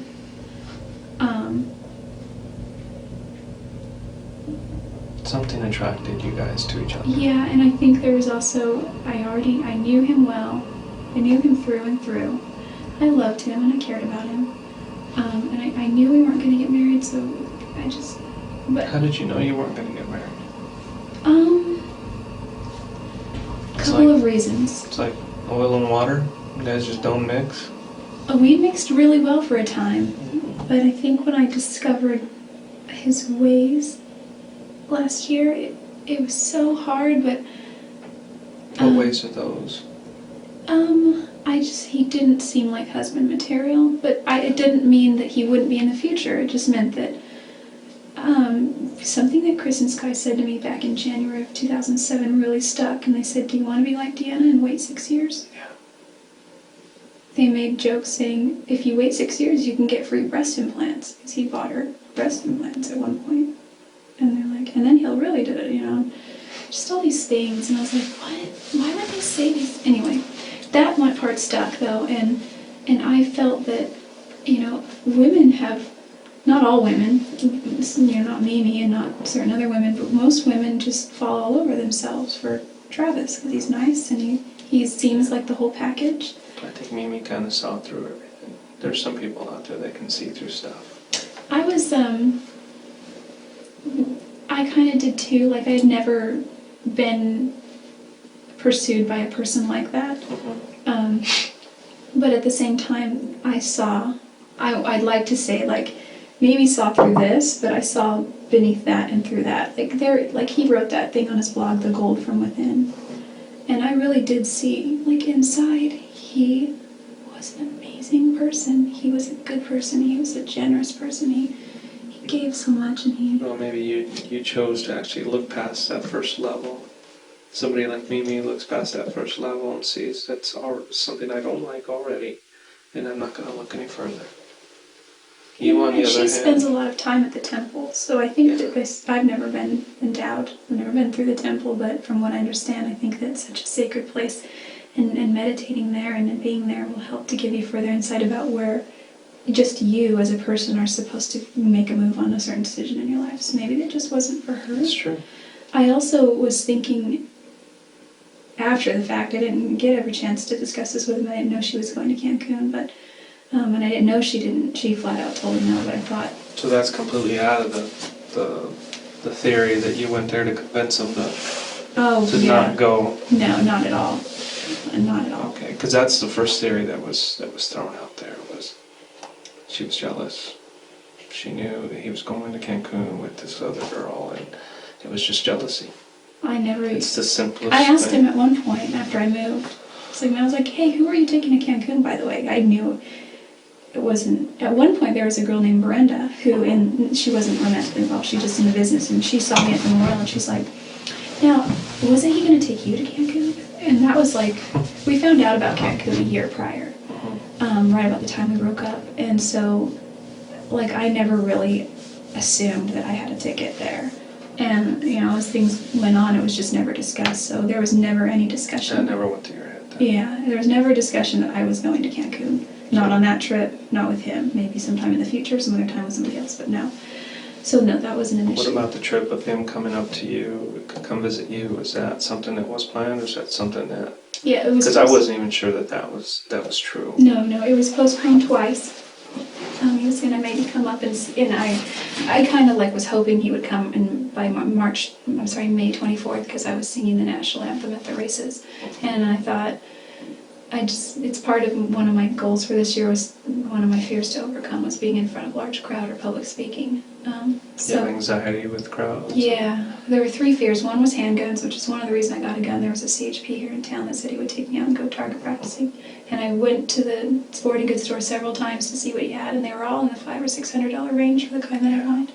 So they were too expensive, but then there was this one, it was cheap. It was like $100 and something, and I said, all right, let's do it. So I put my money down and got my little 10-day background check and all that. And then I got it and I was happy, you know. And the third one was skydiving, so I was going to do that sometime this year. But he wasn't able to make it up for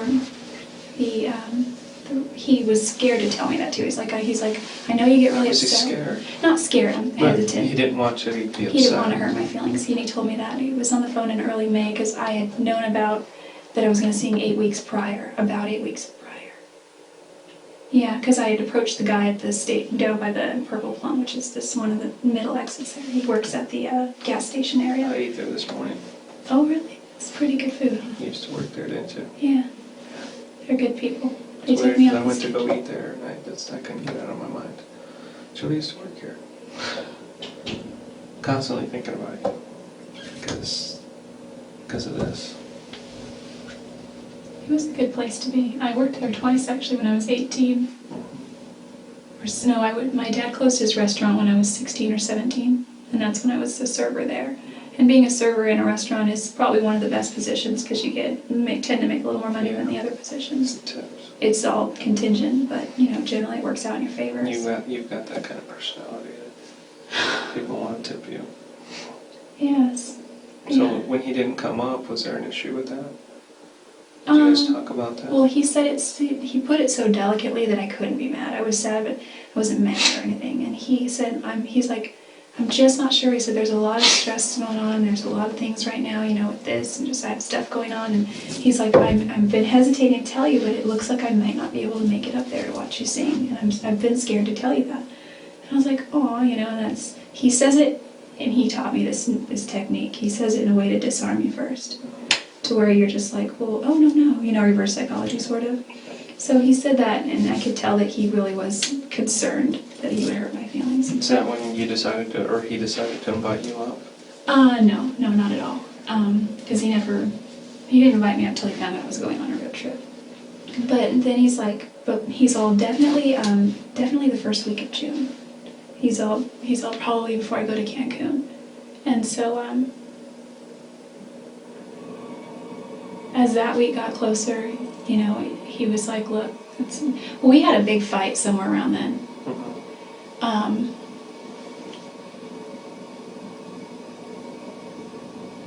don't remember the exact timeline, but it was in late May. And is that when this email was sent out? Did you send him, or was a large email about your relationship?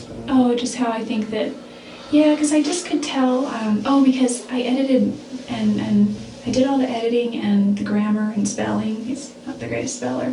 on his first chapter of his book. And he wanted to post it on his blog. And I noticed when he posted the introduction that he's like, special thanks to Katie Barnes. And I have no jealousy toward her. She's just a great girl, and there's nothing there to worry about. In fact, when I was worried about Lisa Andrews and Elena Gomez, her best friend, they were all spending a lot of time together, and so I wasn't sure that she would post flirtatious things on his MySpace. And he's like, don't worry about that. And he said at one point, he's like, if you have anything to worry about, it's Katie Barnes.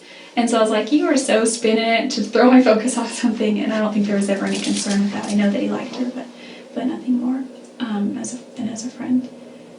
And he said she's a little freaky and emotionally unstable sometimes, but I think she's just young. She's a nice girl. And so he said that, and I said, hey, make sure you posted a special thanks to Jodi Arias for editing. And he's like, I can't do that. And I was like, why not? And he's like, Jodi, we've discussed this. And what he meant was I made a few comments, because he was like, leave me comments on my blog and rate me 5 stars, and that kind of thing, because also it looks like people are going there. So I left a few comments, and he saw people who already said things, and he was referring to Sky Hughes, who was like, hey, I noticed a certain someone's been commenting on your blog. And I think it's because he had given her and I told him to say this too. Okay, I'll be real quick, because I know this is I'm just giving you background. We sat next to each other at the last convention, in a pre-legal convention in Oklahoma City. And it's because we buy our tickets way in advance. So we bought our tickets last year. And because he qualifies for executive director every month, which is one of the top levels in the company, he gets to sit on the floor close to the front as opposed to the stadium seats. So I had a ticket because he bought a ticket for me at the time. So it wasn't a big deal, but we were just sitting next to each other. But she made a comment. He has to explain. Listen, we got our tickets a year ago. There's no way she's going to give up her seat for stadium seats. So he sent that ticket. He sent that text either to her friend Holly, or relayed to her or someone. Anyway, I realized that she was giving him a hard time, so I said, listen, tell her next time she says anything that Jodi's dating other people and that she's moving to California soon, because it was already in the plans to move to California. I don't understand why you couldn't just tell them that you guys were still friends. What issue is it? I wondered that too, and he said it's because him and Sky had a lot of arguments, but it wasn't because they disliked each other. It's because they both have sort of fiery personalities. She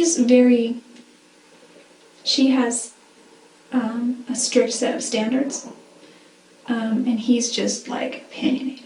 So together that's kaboom. And but nonetheless they were really best of friends, especially him and her husband Chris.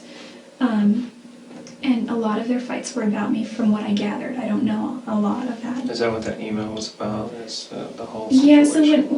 So we had that conversation, and I walked to work because I was, I just Purple Plum in my grandmother's house. It's being in Mesa, going to that is just, it's ridiculous to drive when it's less than 10 minutes to walk, and gas prices here are almost $5.